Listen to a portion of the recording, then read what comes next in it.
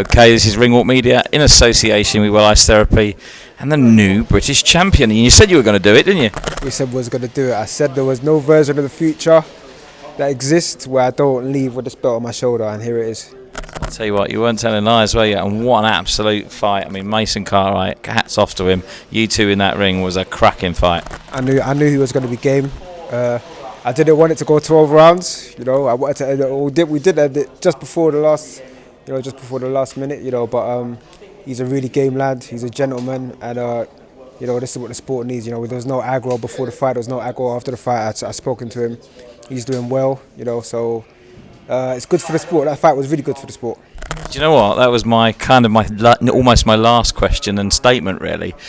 We were up here watching the last couple of rounds, getting ready for the interviews and stuff, and obviously you got the knockout. The first thing you did was make sure he was okay, and you didn't actually leave his side, really. You stayed there. That's what boxing's about. Two lads, no egos, proper boxing match, and actually at the end of it, you're just buddies. Exactly. I mean, even before the fight, there was no aggro. There was no bad intentions before the fight. All of it is left for the ring. At the end of the day, boxing is a business, it's a sport. So there hasn't got to be all the nonsense before and afterwards. He's a class man. He's a gentleman. And yourself. So both of you in there, which is brilliant. Now, let's talk a little bit about the fight. You started quite quickly. Did that surprise you?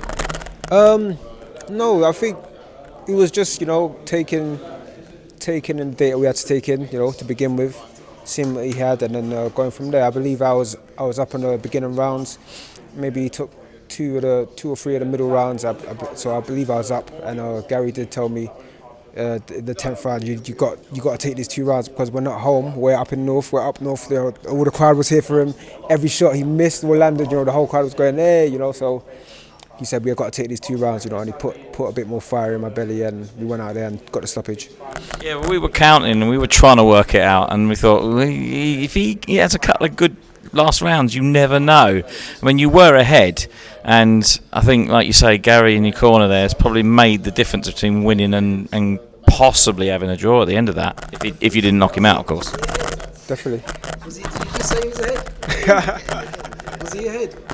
I don't know. Your fire! I know. That's what I'm saying. I don't take a chance. So we were trying to assume what the referees were saying. I can't begin to presume. No, I mean, it was an absolute... Listen, he was very close against Eku, and I was determined that we wouldn't leave this one close. I was determined that he would dominate the last 2 rounds. I never said he had to stop him, but I said he does need to dominate those rounds. And I've always said Sam hits a lot harder than he lets on, and then late on in the fight, when he's got that thing that Adam says he's got that toughness. He's got world-class toughness. So when you've got world-class toughness and you've got great conditioning, you can basically outlast people like Mason Cartwright and still land accurate shots while they're retiring, and that's what we saw tonight. Well, to answer your first question at me, we had him 2 up with 2 to go, but Mason had one like the 9th, I think. So we were saying if he sneaks the next couple, you never know, he might nick a draw. That's what we were saying. But then you took that into your own hands and made sure that didn't happen. I mean, what was going through your head at that point? Because I think you knew you'd got him, didn't you? Yeah, when we landed the shot, I saw it kind of stunned him, but at the same time, I didn't want to be too.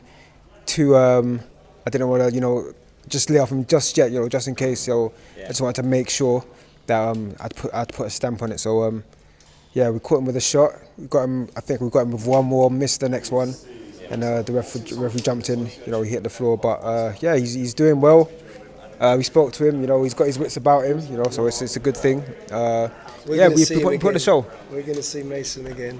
I've got no doubt about it. He's a tough guy.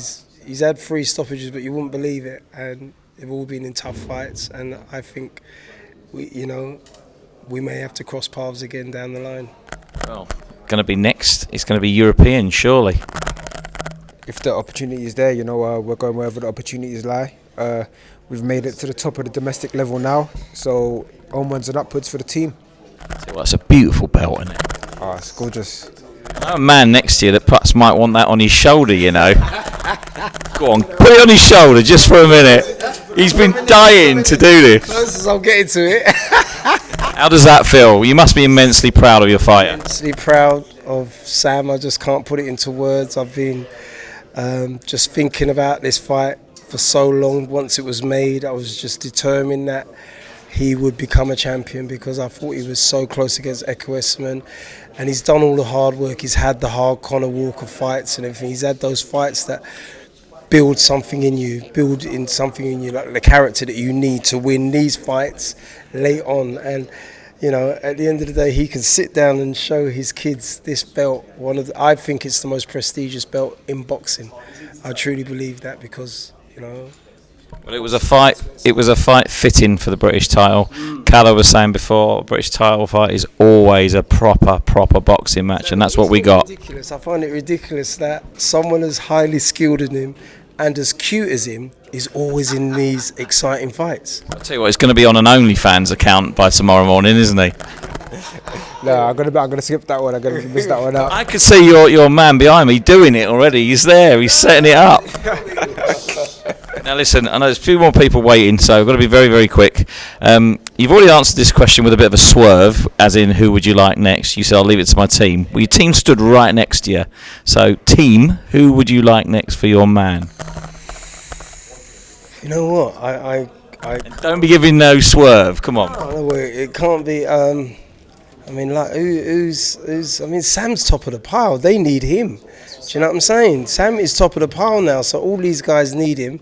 Sam can beat any super welterweight in the country. I truly believe that. You know, obviously Joshua, they're going in different paths, so that's not going to happen. But anyone else, you know, line them up. You know, if Troy Williamson is staying at super welterweight, that's a great fight to make. You know, I saw Troy when Sam won at Newcastle. He's still got that fire in his belly, so if he can still do super welterweight. But I think we have a mandatory. We just got to find out who the mandatory is to defend against, and then we get through that, and then we move on to like hopefully European or even world. Maybe fight for the Commonwealth as well, because that's beautiful to have. Being greedy now. Yeah. Well, you know, I think I would love to Sam to do it the old school way of having been a Southern Area champion and being a British and being a Commonwealth and then a European and then fight at world level and win it, because I truly believe with his ability, it's just untapped. Now he's truly learning what he needs to do to fight at this level. And he's nowhere near finished. I've had 8 months with him, and I don't think that's enough. I think another 5 or 6 months of really putting in the work in and drilling him, and I think that he's going to be formidable because he's got all the attributes, he's got the toughness, and he hits a lot harder than his record suggests, as we saw tonight. Listen, it's been a cracking night. Congratulations, you are the British champion, and we look forward to seeing what you're going to do next. Much appreciated. Thank you. Thank you, mate.